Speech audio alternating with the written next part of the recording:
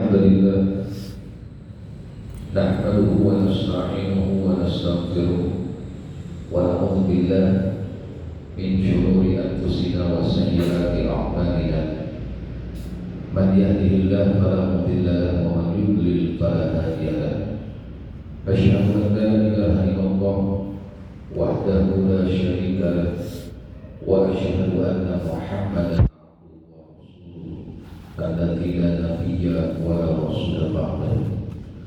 Allahumma shalli wa sallim wa barik ala nabiyyina Muhammadin sallallahu alaihi wasallam wa ala alihi wa sahbihi wa man tabi'ahum bi ihsanin ila yaumil qiyamah. Tsumma amma ba'du. Hadirin kaum muslimin, bapak-bapak, para pemuda, jamaah kajian di Masjid Salman Al-Farisi rahimahullah wa iyyakum, yang semoga kita semua senantiasa dirahmati dan diberkahi oleh Allah Subhanahu wa taala. Alhamdulillah, tidak bosan-bosannya kita memuji syukur kehadiran Allah Subhanahu wa taala atas segala limpahan karunia dan nikmat-Nya begitu banyak sekali yang telah Allah berikan kepada kita semua. Salawat beserta salam semoga melimpah curah kepada panutan alam ibu Habibana Muhammad sallallahu alaihi wasallam dan juga kepada keluarga beliau, para sahabat dari tabi'in dan orang-orang yang senantiasa mengikuti jejak langkah mereka sampai hari kiamat nanti, dan mudah-mudahan kita termasuk dalamnya. Amin. Kaum muslimin rahimani Allah wa iyyakum, alhamdulillah, di kesempatan yang berbahagia ini kita bisa kembali berkumpul di tempat yang penuh berkah ini, di masjid yang kita cintai, di Masjid Salman Al-Farisi, dalam rangka untuk kembali mengkaji ilmu Islam, melaksanakan salah satu kewajiban kita sebagai seorang muslim, yaitu bertolak ilmi, menambah wawasan ilmu syar'i kita. Ya, mudah-mudahan Allah Subhanahu wa taala senantiasa mencurahkan rahmat-Nya kepada kita semua, senantiasa berikan hidayah pertolongan-Nya kepada kita semua, sehingga di majelis ini mudah-mudahan kita bisa mendapatkan ilmu yang bermanfaat, bisa mendapatkan ilmu yang berkah, bisa mendapatkan ilmu yang semakin menambah keimanan dan ketakwaan kita kepada Allah Subhanahu wa taala. Amin ya rabbal alamin. Baik kaum muslimin rahimakumullah, kita akan kembali melanjutkan pembahasan kita mengenai salah satu di antara dosa-dosa besar yang tentu semuanya akan membinasakan pelakunya, yang dibahas di dalam kitab Al-Kabair, yaitu kitab tentang dosa-dosa besar. Dan dosa besar yang akan kita bahas pada kesempatan ini adalah tentang dosa uququl walidain, dosa berbuat durhaka kepada kedua orang tua. Ini cukup mengerikan sekali pembahasan ini. Namun mudah-mudahan ini menjadi pengingat bagi kita untuk jangan sampai kita melakukan hal yang demikian, dan juga pengingat bagi kita untuk bisa terus berbakti kepada kedua orang tua kita. Baik, kita bisa melihat banyak sekali orang-orang yang merasa tenang ketika mereka menyandang predikat sebagai hamba yang durhaka. Jadi banyak sekali orang-orang yang tidak merasa risih ketika mereka melanggar larangan Allah atau mengabaikan perintah-perintah Allah. Ada sebagian orang yang mengaku muslim, namun mereka tidak melaksanakan sholat. Ini aneh sekali. Ada yang mereka memiliki harta, namun tidak menunaikan zakatnya. Ada yang mereka kuat fisiknya, sehat, namun di bulan Ramadan mereka tidak melaksanakan ibadah puasa. Secara tidak langsung mereka menyandang predikat sebagai hamba durhaka. Namun meskipun demikian mereka merasa tenang-tenang saja, biasa-biasa saja, ya seperti itu. Berbeda kalau mereka dikatakan sebagai anak durhaka. Tentu ya, setiap orang tidak mau menyandang gelar seperti itu. Dia akan merasa risih, merasa tidak enak hati ketika menyandang predikat seperti itu, sebagai anak durhaka. Bahkan di masyarakat pun ya, ini akan berpengaruh terhadap sikap masyarakat itu sendiri kepada orang yang menyandang predikat anak durhaka tersebut. Dia akan dijauhi, dicap sebagai orang yang buruk akhlaknya, ya, dicap sebagai orang yang tidak pandai berterima kasih kepada orang tuanya, dan berbagai tuduhan atau cap ya, atau gelar-gelar buruk ya, bagi orang yang telah mendapatkan predikat sebagai anak durhaka. Seperti ini. Nah, ini yang ada di mindset kebanyakan orang. Jadi mereka tidak merasa hidup jika mendapatkan predikat anak durhaka, namun mereka merasa tenang ketika mereka menyandang predikat sebagai hamba durhaka. Seperti itu. Padahal konsepnya tidak seperti itu. Konsepnya justru sebaliknya. Harus merasa risih, harus merasa tidak enak hati ketika mereka menyandang predikat sebagai hamba durhaka. Kita bisa melihat hal ini di dalam Al-Quran surat Al-Isra ayat 23. Allah Subhanahu wa taala berfirman, "A'udzu billahi minasyaitonir rajim. Wa qadha rabbuka alla ta'budu illa iyyahu wa bil walidayni ihsana." Allah telah menetapkan agar kalian tidak beribadah melainkan hanya kepadanya saja, dan hendaklah kalian berbakti, berbuat baik kepada kedua orang tua. Jadi yang harus kita utamakan terlebih dahulu adalah penghambaan kita kepada Allah Subhanahu wa taala. Ya, jangan sampai seseorang menyandang predikat sebagai hamba durhaka. Tidak boleh, ya. Jangan sampai seperti itu.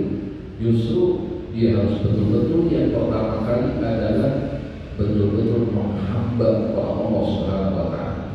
Betul-betul beribadah kepada Allah Subhanahu wa taala. Karena inilah tujuan kita diciptakan di dunia ini. Itu adalah untuk beribadah kepada Allah Subhanahu wa taala. Kita sering mendengar ayatnya. Allah Subhanahu wa taala berfirman, "Wa ma khalaqtul jinna wal insa illa liya'budun." Kata Allah, tidaklah kuciptakan jin dan manusia melainkan supaya mereka beribadah kepada. Maka hal yang pertama kali yang harus kita tanamkan dalam diri kita, bahwa tugas kita di dunia ini adalah untuk menghamba, untuk beribadah kepada Allah Subhanahu wa taala. Jangan sampai kita menjadikan sebagai hamba durhaka. Alhamdulillah. Dengan apa? Ya, kita terus istiqomah dalam melaksanakan berbagai taat, sabar dalam melaksanakan berbagai taat tersebut.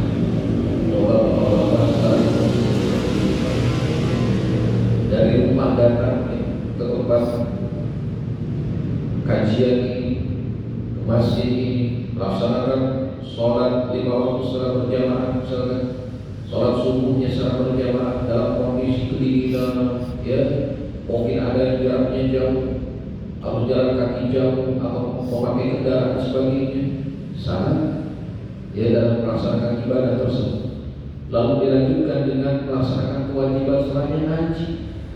Walaupun sabar ya, meskipun nafsu ini inginnya ya rehat, misalnya santai di rumah, betul. Ini ya berleha-leha santai, bahkan sebagian orang melanjutkan tidurnya setelah subuh seperti ini. Kalau kita sabar, kita mencoba memaksa diri kita ya untuk bisa terus dalam ketaatan kepada Allah Subhanahu wa taala. Karena kalau tidak, nafsu ini selalu condong kepada kemaksiatan, kelalaian seperti itu, jauh dari ketaatan. Maka kita harus terus paksa agar terus dalam ketaatan, agar terus dalam ibadah kepada Allah. Karena ini kewajiban kita di dunia ini untuk terus menghamba kepada Allah Subhanahu wa Ta'ala. Wa bil walidaini ihsan, dan agar kalian betul-betul berbakti kepada kedua orang tua kalian. Jadi ada urutannya. Yang pertama, kita harus betul-betul beribadah kepada Allah, melaksanakan perintah Allah, menjauhi larangan Allah, ya. Dan yang kedua, Allah memerintahkan agar berbakti kepada kedua orang tua. Dan ini yang harus ditanamkan dalam diri kita. Jangan sampai kita berbuat durhaka kepada orang tua, tapi kita pun harus mengutamakan penghambaan diri kita kepada Allah Subhanahu wa Ta'ala. Seperti itu. Dan ketika Allah Subhanahu wa Ta'ala menyandarkan, ya, menggandengkan perintah berbakti kepada kedua orang tua dengan perintah menghamba kepada Allah Subhanahu wa Ta'ala, ini menandakan bahwa perbuatan berbakti kepada kedua orang tua memiliki nilai, ya, yang istimewa dalam Islam, memiliki kedudukan yang tinggi dalam Islam, ya, bahkan katakan memiliki pahala yang besar di sisi Allah Subhanahu wa Ta'ala bagi orang-orang yang senantiasa berbakti kepada kedua orang tua.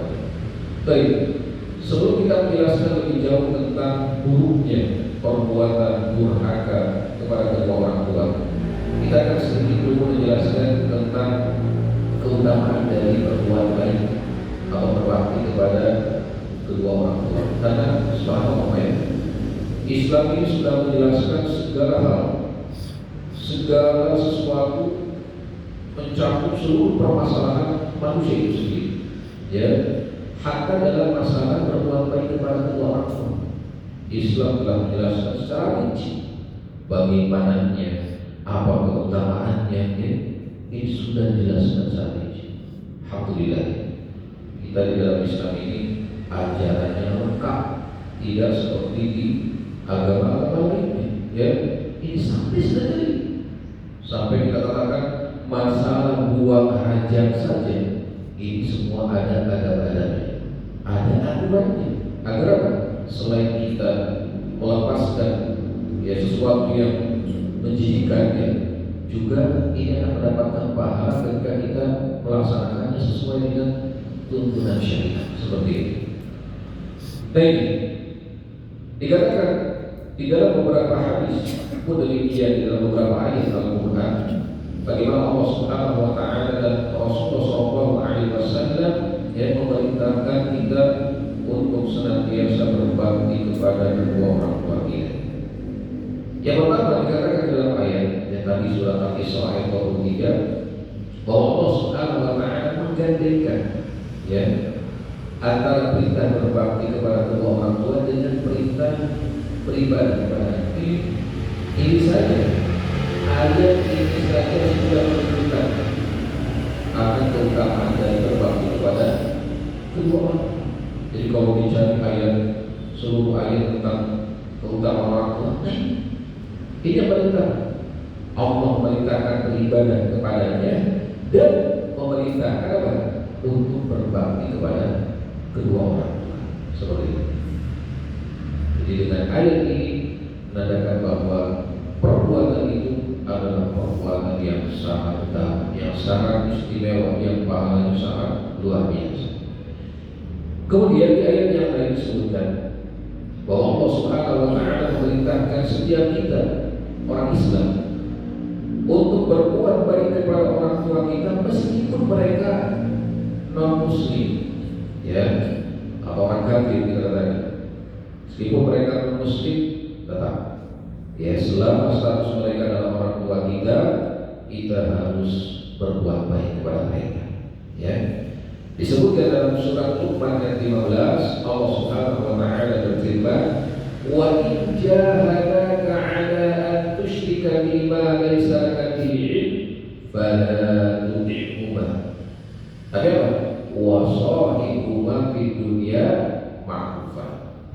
Kalau mereka, ya, orang tua non muslim tersebut mengajak berbuat kesyirikan, kemusyrikan, mengajak misalkan untuk melakukan ritual-ritual di luar Islam, ya, melakukan ibadah-ibadah di luar Islam, jadi ibadah agama lain, katakan seperti itu. Maka dikatakan di sini, jika mereka berupaya mengajak berbuat kesyirikan yang jelas-jelas tidak ada pengetahuan tentangnya, artinya ini bukan bagian dari Islam, maka apa? Fala tuti'uhum, jangan menuruti mereka, meskipun mereka orang tua kita, orang yang paling kita cintai, ya, orang yang paling kita sayangi di dunia ini. Tetap kalau mereka mengajak kepada kekufuran, kesyirikan, ya, sesuatu yang jelas-jelas bukan bagian dari Islam, maka jangan pernah mentaati mereka. Kenapa? Karena tidak boleh kita bermaksiat kepada Allah, ya, menuruti seseorang untuk bermaksiat kepada Allah. Kata Nabi Sallallahu Alaihi Wasallam, la ta'ata li makhluqin fi maksiatillah. Tidak boleh kita taat kepada makhluk dalam bermaksiat kepada Allah. Jadi apa? Sebaik apapun orangnya, ya, semulia apapun orangnya, ketika dia memerintahkan perbuatan buruk, perbuatan kesyirikan, kekafiran dan sebagainya, jangan pernah kita mentaati mereka. Tapi apa? Wasahibuhuma fi dunya ma'rufah. Tapi pergaulan, ya, perlakukanlah keduanya dengan baik selama di dunia ini. Karena mereka orang tua, ya, orang yang telah melahirkan kita, membesarkan kita, yang jasa mereka tidak mungkin bisa kita bahas dalam kehidupan ini. Terlalu besar jasa mereka kepada kita. Maka perlakukan mereka dengan baik. Imam Al-Qurtubi rahimahullah menjelaskan, ayat ini menunjukkan diharuskannya kita memelihara hubungan baik dengan orang tua kita, ya, meskipun mereka bukan orang Islam, alias non Muslim. Dengan apa? Kalau mereka membutuhkan bantuan, membutuhkan harta, berikan apa yang mereka butuhkan kalau kita mampu. Dan jika mereka tidak membutuhkan harta, kata Imam Qurtubi, bisa dengan cara mengajak mereka untuk masuk Islam, ya, itu dengan cara yang sesuai, ya, dengan kedudukan mereka. Cara bagaimana kita sebagai anak menasihati orang tua, ya, tidak seperti menceramahi mereka seperti ini. Jadi Allah Subhanahu wa Ta'ala tetap memerintahkan kita berbuat baik meskipun mereka bukan orang Islam sekalipun. Kemudian kaum muslimin rahimahumullah, di hadis yang lain disebutkan bahwa berbakti kepada kedua orang tua ini termasuk jihad fisabilillah. Masya Allah, ya. Kita tahu jihad ini adalah puncak dari syariat agama ini, ya. Jadi wajib sanadi al-jihad, puncak dari agama ini adalah jihad fisabilillah, terutama jihad di medan pertempuran. Lalu ada jihad, ya, yang bisa kita lakukan tanpa harus merupakan darah, tanpa harus berdoa seperti itu. Itu berbakti kepada kedua orang tua kita, berbuat baik kepada mereka, ya, membantu mereka ketika mereka membutuhkan bantuan seperti itu. Kata Nabi Sallallahu Alaihi Wasallam, ya, ketika ada seorang pemuda, seorang remaja, yang istilahnya sedang semangatnya untuk berjihad pada usia 17 tahun, datang kepada Nabi Sallallahu Alaihi Wasallam minta izin untuk berjihad. Bayangkan pada saat itu seorang remaja minta izin kepada Nabi untuk berjihad. Padahal kalau kita katakan di zaman sekarang, kalau dalam kondisi seperti itu mungkin orang enggak. Karena apa? Dia akan terluka, dia akan mungkin mati syahid, ya, di medan pertempuran dengan orang-orang kafir seperti itu. Maka apa kata Nabi Sallallahu Alaihi Wasallam? Adakah abawan? Apakah kau masih punya dua orang tua?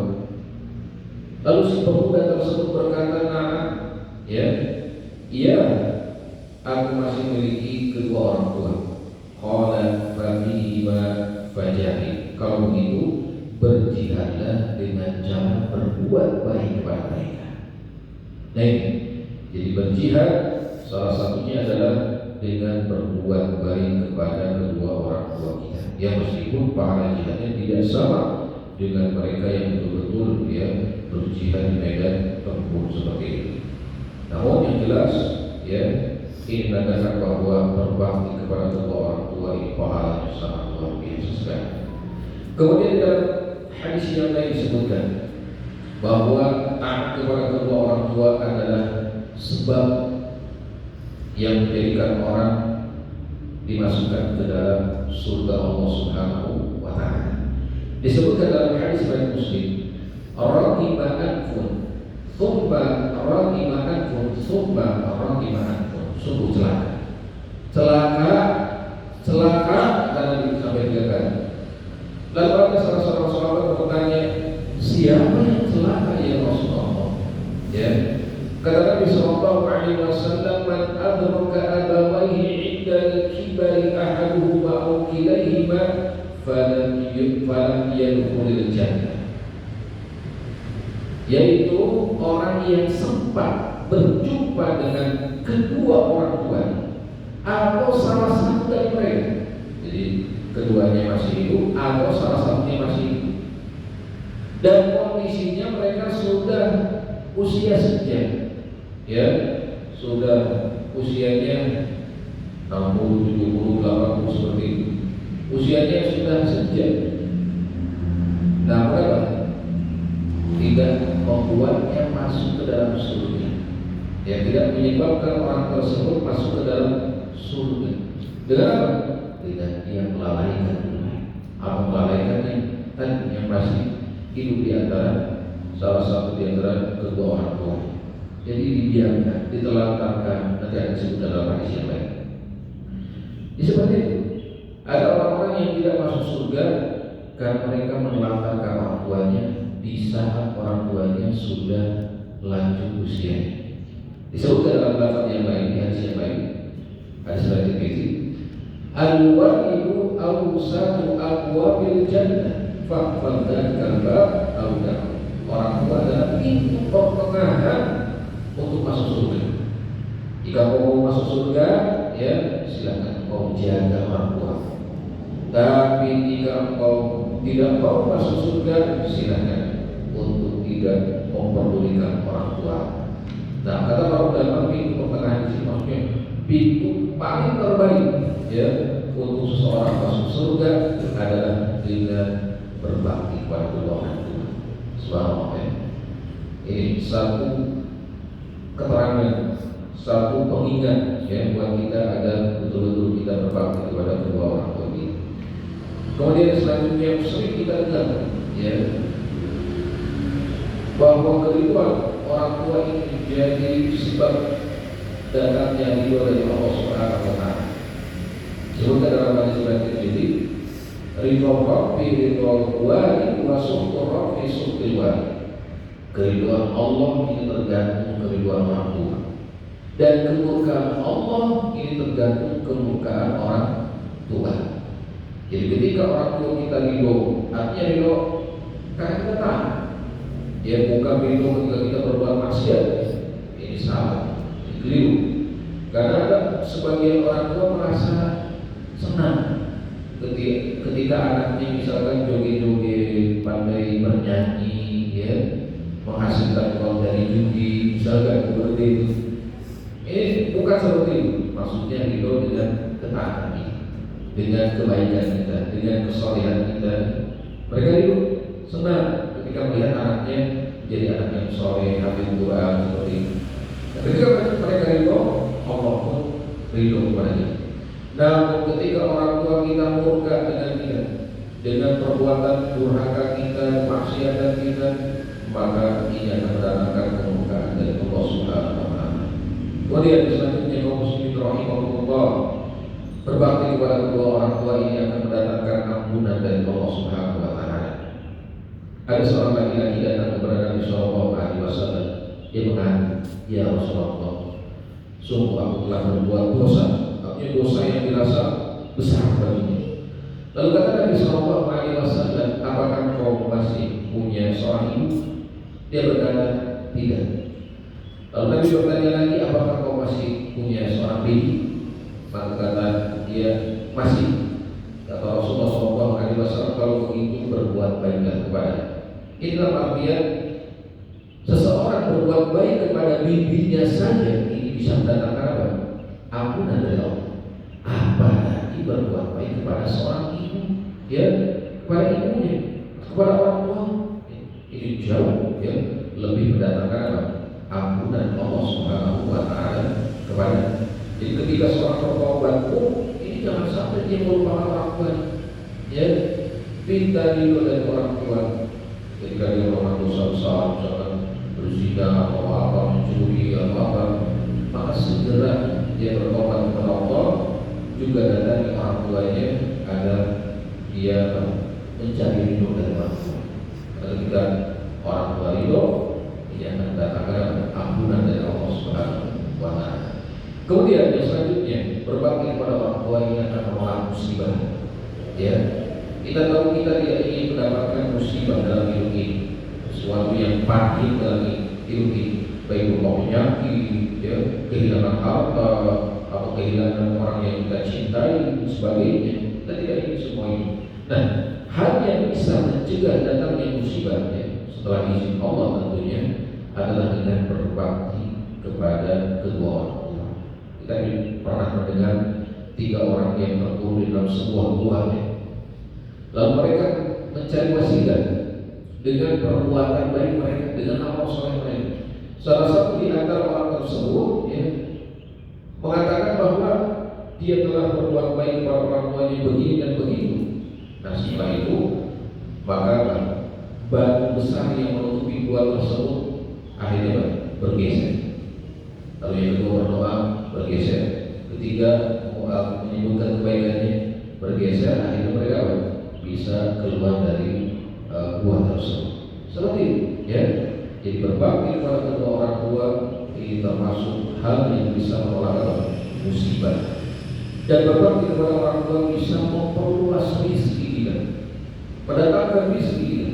Setiap kita pasti, ya, ingin mendapatkan rezeki yang banyak. Bahkan dalam doa kita sering berdoa, Allah mansurkan rizqan katsira halalan thayyiban. Ya Allah, berikan aku rezeki yang banyak, yang halal, yang baik seperti ini. Nah, ini yang kita inginkan. Ternyata ada salah satu wasilah besar, salah satu penyebab besar yang mendatangkan rezeki kita, yaitu dengan apa? Kita berbuat baik kepada kedua orang tua kita. Kemudian selanjutnya doa orang tua yang mustajab, ya. Jadi ketika kita berbakti kepada mereka, lalu mereka melakukan kebaikan untuk kita, maka doanya mustajab, doa yang akan dijawab oleh Allah. Dan jasa orang tua tidak mungkin terbalas. Kata Nabi Sallallahu Alaihi Wasallam, la yajzi waladu walidan illa an yajidahu mamlukan fayashtariyahu fayu'tiqahu.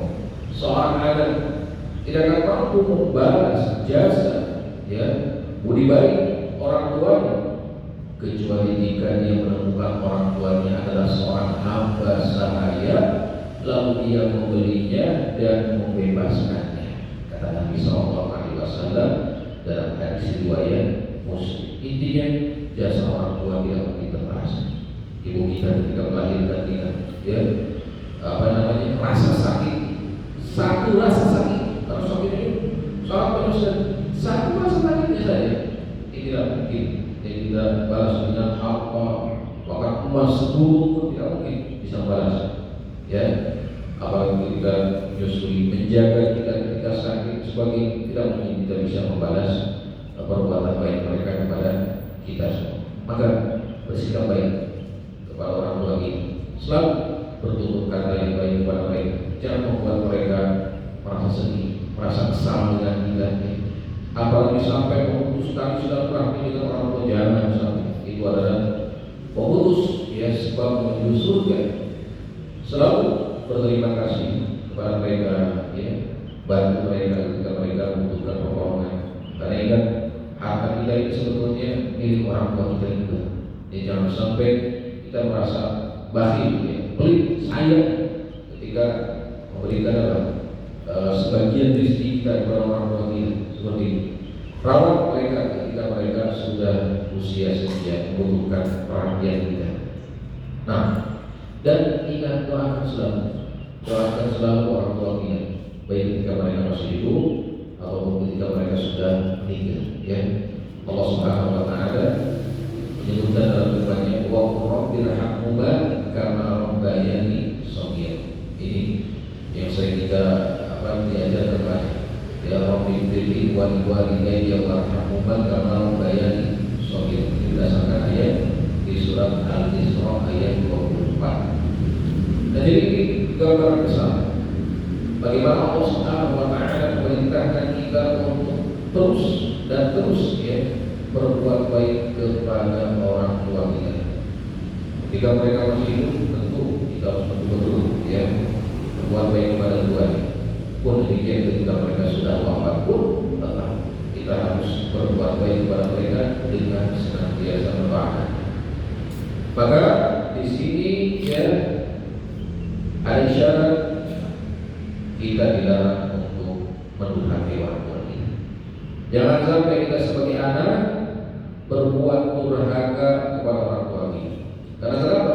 Karena syariat ini telah menjelaskan, telah banyak sekali nas-nas Al-Quran dan hadis Nabi SAW yang menyebutkan tentang tercelanya perbuatan durhaka kepada orang tua. Maka dia termasuk dosa besar yang paling besar. Jadi di antara jajaran dosa besar ternyata ada dosa besar yang paling besar. Salah satunya durhaka kepada orang tua. Disebutkan dalam hadis dari Bukhari Muslim dari Abu Bakar. Beliau berkata bahwa Rasulullah SAW bersabda, "Ala unabbiukum bi akbaril kabair." Maukah aku beritahukan kepada kalian, kepada para sahabat kali ini, dosa besar yang paling besar. Oh, ini mengerikan sekali ya. Kita kalau dikabarkan dosa besar saja ngeri sekali. Jangan sampai kita melakukannya. Apalagi dikabarkan ini apa? Dosa besar yang paling besar. Mengerikan sekali. Merinding ya kalau mendengarnya. Qulna bala ya Rasulullah. Lalu kami berkata, tentu saja wahai Rasulullah. Qala al-isyraku billah wa uququl walidain. Beliau bersabda, yaitu berbuat syirik kepada Allah dan durhaka kepada kedua orang tua. Jadi disejajarkan dengan apa? Perbuatan syirik. Meskipun statusnya berbeda. Orang berbuat syirik dan tidak bertobat lalu mati dalam kondisi demikian, maka dia keluar dari Islam dan kekal dalam neraka. Namun orang yang berbuat durhaka ini tidak sampai menyebabkan dia keluar dari Islam dan tidak mengekalkan pelakunya di neraka. Namun ketika disandarkan dengan dosa besar yang paling besar yang dahsyat tersebut, ini menandakan bahwa dosa durhaka ini sangat dahsyat sekali.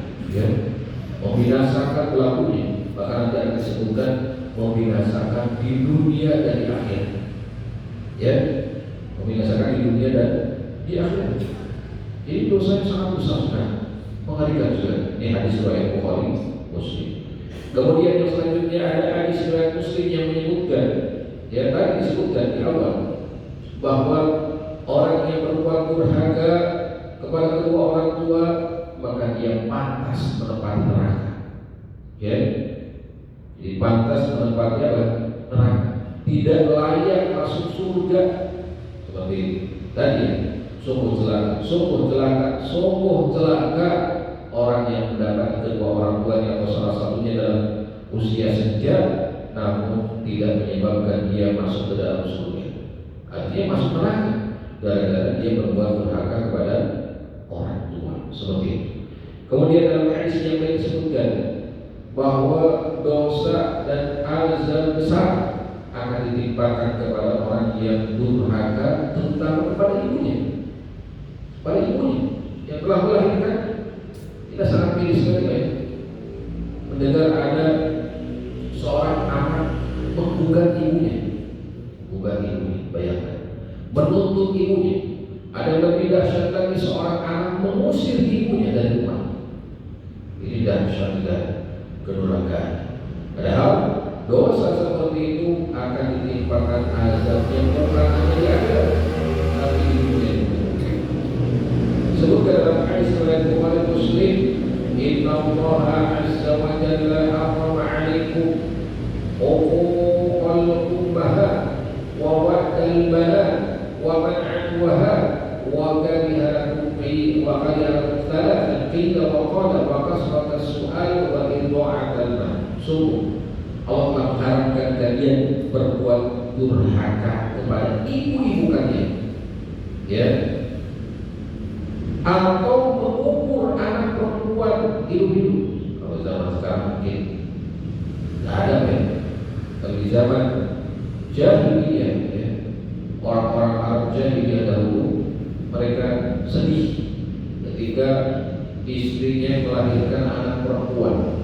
Jadi ada dua pilihan: imam menanggung malu di depan, di hadapan masyarakat, di tengah-tengah masyarakat, wa imam mengubur anak tersebut hidup-hidup. Ini saja dua pilihan disebut dalam Al-Quran seperti itu. Dan juga mengharapkan menolak kewajiban, ya, artinya apa? Ya, tidak melaksanakan kewajiban atau tidak memberikan nafkah pada keluarga seperti itu, dan menuntut sesuatu yang bukan menjadi haknya, haram, ya. Allah juga membenci tiga hal, yaitu apa? Membenci menyebarkan kabar buruk, kabar yang belum jelas, asal usulnya benar tidaknya disebarkan, dan juga membenci banyak bertanya. Jadi bertanya itu terlalu banyak sampai hal-hal yang tidak penting pun ditanyakan, seperti itu. Dan juga membenci menyia-nyiakan harta atau apa istilahnya, menghambur-hamburkan harta seperti itu.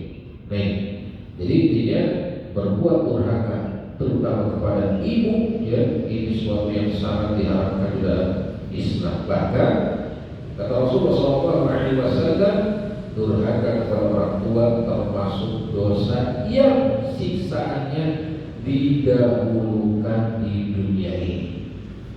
Mengerikan sekali, ya. Siksaannya, azabnya ini didahulukan, diperlihatkan di dunia ini. Namun jangan sampai kita mengira-ngira seseorang yang dianggap baik dan sebagainya, ketika di dunia tiba-tiba misalkan ketika dimandikan tercium bau ini bau itu, ya, kita menduga-duga sebagainya, ini perkara baiknya. Yang jelas ketika ada seseorang, ya, yang durhaka kepada orang tua, maka biasanya akan diperlihatkan sisa azabnya, ya. Nanti akan disebutkan kalau ada waktu contoh-contoh perbuatan durhaka, ya, seorang anak kepada orang tua yang sangat dahsyat, yang mengerikan sekali. Jadi siksaannya kita bukan di dunia. Kata Nabi SAW dalam hadis riwayat Muslim, riwayat Imam Al-Hakim, kullu dzunubi yu'akhiru Allahu ma syaa minha ila yaumil qiyamah illa uquqal walidain, fa inna Allah ta'ala yu'ajjiluhu li sahibi fil hayati qabla al-mamat. Semua dosa akan diakhirkan siksaannya sampai hari kiamat kecuali dosa durhaka kepada kedua orang tua, ya, karena Allah akan menyegerakan siksaannya di dunia sebelum dia mati. Akan ditimbang siksa. Allah akan dengan mungkin yang tadinya kaya jadi miskin, ya, mungkin yang tadinya sehat jadi memiliki penyakit yang aneh, mungkin yang tadinya hidupnya tenang jadi kacau, ya. Banyak siksaan-siksaan yang Allah timpakan kepada orang yang berbuat durhaka, ya. Allah akan tampakkan, Allah akan berikan di dunia ini sebelum nanti siksaan yang beriman di neraka. Nauzubillah min dzalik. Kemudian dalam hadis yang disebutkan, bagi kambing ajdaru an yu'ajjil Allah ta'ala li sahibihi al-uqubata fi dunya Maka yang yakhilahu fil akhirah mithlul baghi wa qati'atir rahim. Tidak ada satu dosa yang lebih pantas didahulukan siksaannya kepada pelakunya di dunia sebelum merasakan siksa nanti di akhirat, ya, selain durhaka kepada orang tua dan suka memutuskan tali silaturahmi, terutama tali silaturahmi dengan orang tua. Ini mengerikan sekali, dahsyat sekali. Siksaannya akan ditimpakan di dunia terlebih dahulu sebelum siksaan di akhir. Kemudian Allah tidak akan memandangnya di hari kiamat, tidak akan memberikan rahmatnya di hari kiamat bagi orang yang suka berbuat durhaka kepada orang tua. Sebutkan dalam hadis riwayat Nasai seperti ini. Dan doa orang tua tadi disebutkan di awal, ini mustajab. Jadi jangan sampai kita membuat mereka kecewa, membuat mereka sakit hati, membuat mereka gelisah, membuat mereka merasa kalah, benci kepada anaknya. Jangan sampai seperti itu. Karena ketika mereka berdoa untuk anaknya, hatta doa keburukan sekalipun Allah akan ijabah. Ini mengerikan sekali. Jadi ketika orang tua mendoakan keburukan untuk anaknya, maka Allah akan ijabah. Karena doa orang tua yang mustajab, hatta doa keburukan.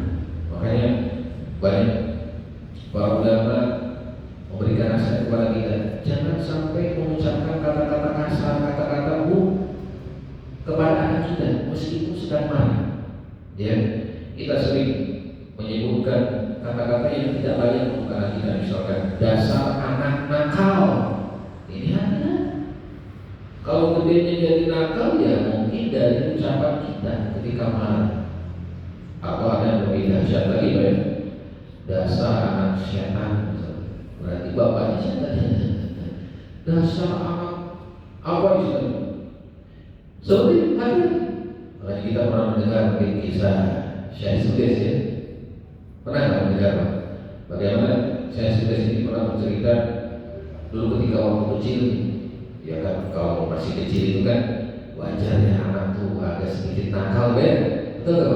Sering lari-lari, di rumah tuh kalau kita sudah beres ini, anak masih usia 4 tahun, 5 tahun, ada seperti biasa, wajar. Nah, suatu hari mau kedatangan tamu, ya, tamu dari jauh. Nah, ibunya ini sudah menyiapkan berbagai makanan, hidangan. Kalau biasa makan seperti itu, kalau ada tamu itu udah siap-siap dengan hidangan yang sangat banyak sekali, berbagai macam makanan. Nah, sudah sekecil datang tiba-tiba membawa pasir, ya. Lalu makanan tersebut dikasih pasir. Tentu sebagai orang tua yang sudah menyiapkan makanan yang bermacam-macam tersebut merasa marah. Namun subhanallah, marahnya itu bisa terkendali. Apa yang dikatakan oleh orang tuanya? Duh anakku, ya, ibu doakan nanti kalau udah gede jadi imam masjid haram. Mau didoakannya apa? Kebaikan, ya. Maka kata saya sudah, alhamdulillah sekarang berkat doa saya ketika dulu masih kecil, masih nakal-nakalnya lagi buat kesalahan, malah doakan jadi imam masjid haram. Seperti itu, masya Allah. Ini dah sekali. Jadi doakan kita dan kebaikan, jangan disebutkan justru kata-kata yang khawatir itu jadi doa.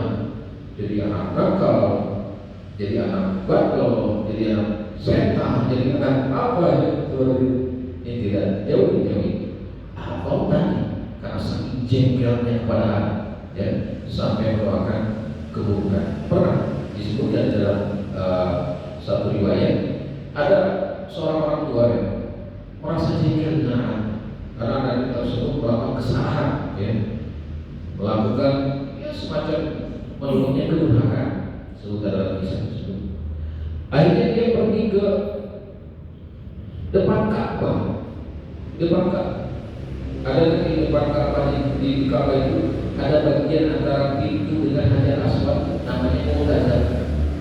Dia berdoa agar Allah melumpuhkan anaknya. Bayangkan, dijadikan lumpuh. Dan ketika dia berdoa, ya, di tempat yang mustajab, di waktu yang mustajab, Allah kabulkan, sehingga ketika dia pulang anaknya sudah tidak berdaya. Dalam kondisi seperti itu sampai meninggal dunia. Kenapa? Berkat doa guru dari orang tua. Maka hati-hati lisan kita dijaga. Sebab apapun anak kita, ya, seiri apapun anak kita, tetap doakan kebaikan.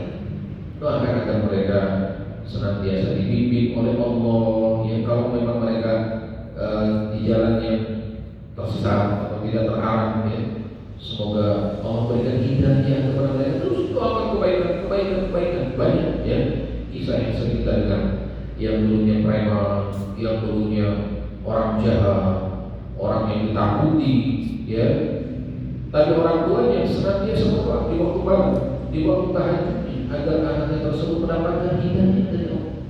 Lalu tiba-tiba si anak tersebut tersadar, ya, karena satu dan lain hal, boleh karena kejadian atau karena mimpi yang menyeramkan sebagainya, akhirnya si anak tersebut bertaubat kepada Allah dan akhirnya menjadi orang yang saleh. Ini banyak misalnya, sering kita dengar kisah-kisah tersebut. Nah, ini ada peran dari doa orang tua itu sendiri. Maka dari keterangan ini, ya, jadikan kita, ya, mengingatkan kita agar jangan sampai kita membuat durhaka kepada orang tua kita. Jangan sampai kita membuat kecewa mereka.